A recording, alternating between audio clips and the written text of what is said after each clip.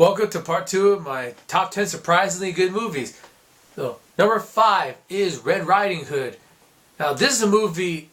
This movie is the epitome of I have no idea what this movie is, but I'm gonna check it out because my pop and I would just see like posters and billboards, and we knew nothing about the movie, and we didn't see any commercials for it or anything. It was just, you want to check this out?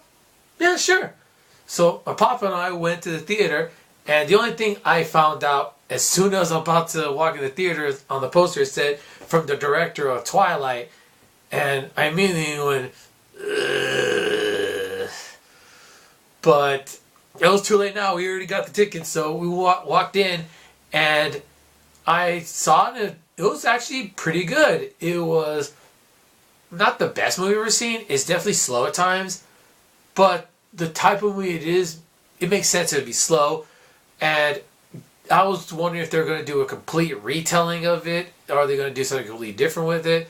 And they do something very different with it. They do make it a mystery movie in a sense, and Red Riding Hood is a part of it, but she's not the focus, and so it's something that is pretty good, and I think it's one of those movies that you would watch every once in a while.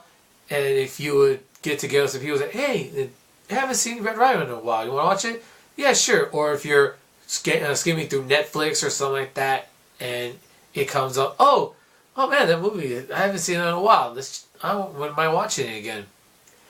Yeah, it's not something you would probably own, but it's definitely one that you would definitely check out every once in a while, like I said, through Netflix or whatever. And yeah, it's a good movie. I don't want to spoil it for anyone who hasn't seen it yet. That's what I'm doing with a lot of these movies. I'm trying not to spoil it. But it's a pretty good movie, and I was pleasantly surprised when I watched it. Number 4 is Kung Fu Panda. This is the epitome of thinking a movie was going to suck, because I'm not a fan of Jack Black. I don't like his movies. I saw it, I think it was Year 1 or something like that, or Year 0, whatever the title is, and that movie sucked. That movie sucked. I did not like him at all. Him and Jesse Eisenberg, I did not like in that movie. And then there was Nacho Libre, which it's based on a true story of a Mexican priest who went into pro wrestling wearing a mask in order to raise money for his church.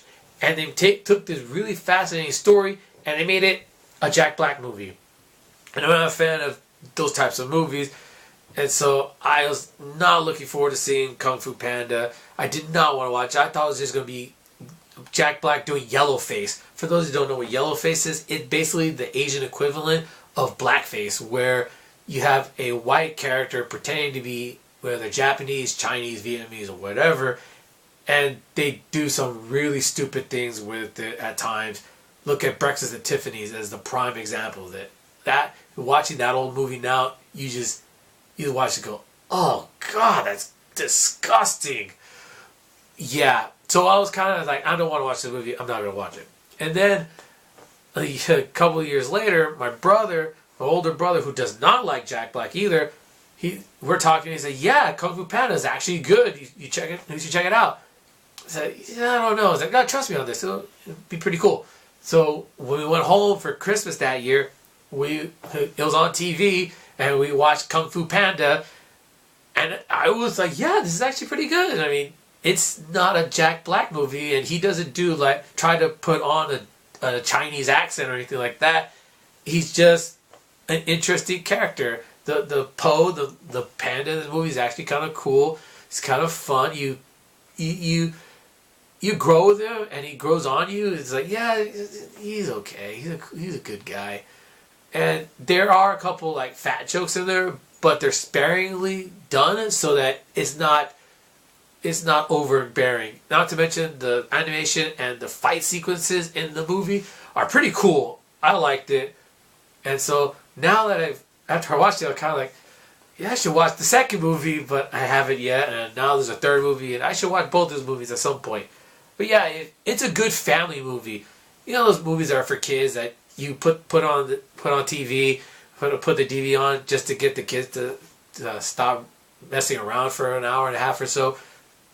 The family movies are the ones where you put the DVD in or the Blu-ray, and you and your kids sit down and watch it together. This is that movie. It's one of those movies, and it's fun. I like it. Number 3 is Kingsman: The Secret Service. Another one of the movies, I never saw any sort of billboards or commercials for it whatsoever. It was just something that I heard word of mouth. Hey, have you seen Kingsman? I was like, no. Yeah, I've heard good things about it. I was like, really? It's like, yes. But it was never something that was like, oh, I should check out Kingsman. It was just like background noise in a sense. Then, I think last year for Christmas, when I was going home, my flight, they had Kingsman on it. I was like, okay, let's check the movie out. I watched it. It was fun. I enjoyed it. It's not for everyone, and there are a couple of scenes that are pretty violent, and they're over the top kind of violent. And if you're not a fan of that type of things, it definitely, you're not gonna like it. Especially one scene that's just, it's crazy. It's really it is divisive whether or not you like that sort of violence. And so I don't spoil the movie. I'm just gonna say Freebird. If those of you who never watched that movie go, what the hell does that mean? But those of you who watched the movie know exactly what I'm talking about when I say Freebird.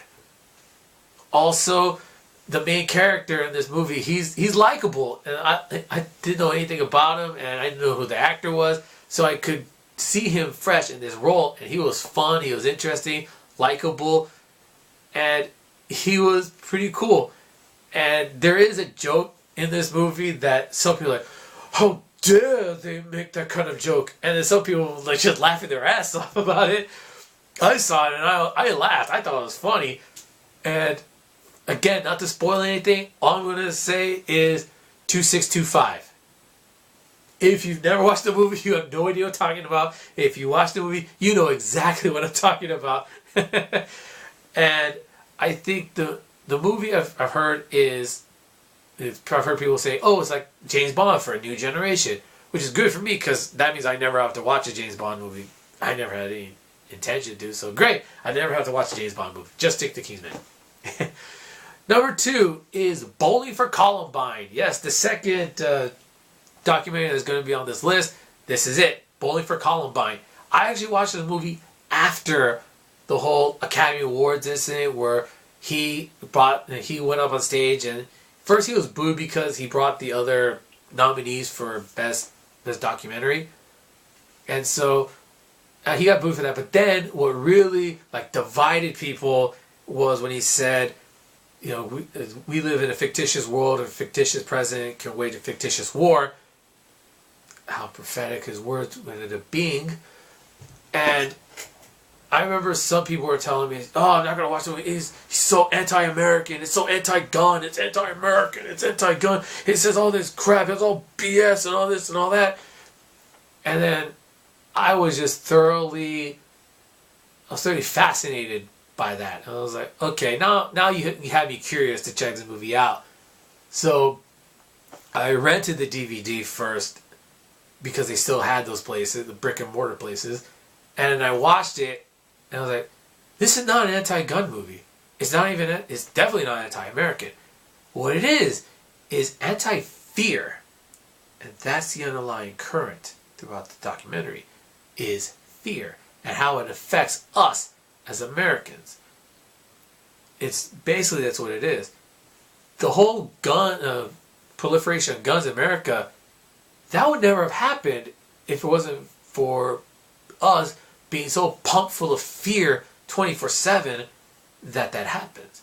And it's more prophetic now when you look at it, with all these people walking around with M16s and AK-47s to go to the grocery store.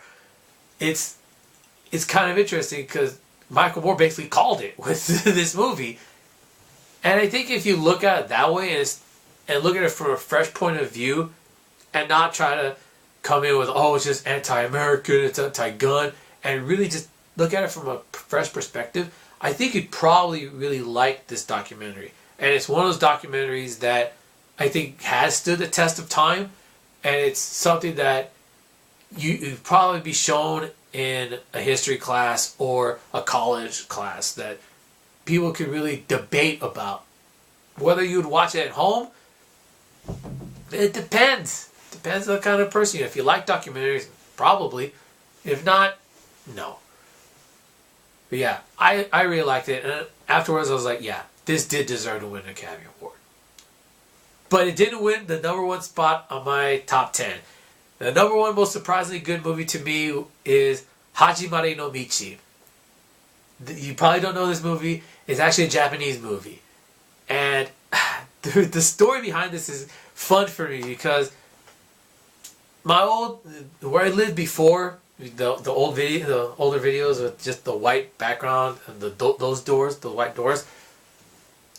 Well, I was working that area, and so I went to work one day. I was at elementary school, and the vice principal tells me, "Oh, did you see the poster for Hajimare no Michi?" And I said, "Yeah." And he tells me, "Oh, some of our students are in the movie as extras." And I was like, "Really?" I was like, "Yeah. So you should check it out." I was like, as soon as he said there were extras in the movie, I was like, "Yeah, I want to check this movie out and just see it for myself." Because other than that, I had no idea what the movie was about. And the American title, because the English title you want to call it, is Dawn of a Filmmaker. It's loosely based, I should say, on an actual person. This is during World War II, but the war is in the background. During this time, in Japan, just like America, making movies, pro-country movies, and this one filmmaker, he basically refuses to make any more of them after his last one was seen as not patriotic and not really supportive enough of the war effort in Japan. So he leaves, and he and his brother try to take their invalid mother away from the city into the mountains, so we're safe, so they don't die during the bombing that America was doing at the time. And so they also hire a handyman to help them. Now, I'm not fluent in Japanese. I know some. I could follow the movie for the most part. But as soon as I saw the handyman, I was like, that guy's comic relief. That guy's comic relief. And he was funny, but there was some good drama to it. It's slow. It's very much a human story. And the ending, to me, is what really sets this movie as a great movie. And especially since you think it's going to end at one point, especially if you don't know who this person is, and know that he actually was a movie director. And so you get to one point, you think that's where the movie's going to end, but then it lays this sad ending on all of us. It was just like a punch in the gut, but it was so good that I couldn't help but like, wow, that's really good, but sad as hell. I mean, if you're not emotionally strong like me, and if you're not strong like I am, you're gonna cry once you get to that scene. I don't want to spoil it. It's just watch that ending, and it is just something that if you're not strong, like I said, you're gonna cry. But yeah, it's such a good movie. And now I've been trying to find the movie on DVD or Blu-ray. I've had no luck so far. Maybe it's just order on Amazon or something like that. Who knows? But yeah, that's my top 10 surprisingly good movies. What is the movies that you watched that were surprisingly good, that you thought, yeah, that's a movie, I don't know about the movie, but then you walked away and was like, yeah, that was good. Let me know in the comments. I've got 2 retrospectives coming up and a top 10. I want to get this done before Christmas. So until probably tomorrow when the first retrospective starts, take care.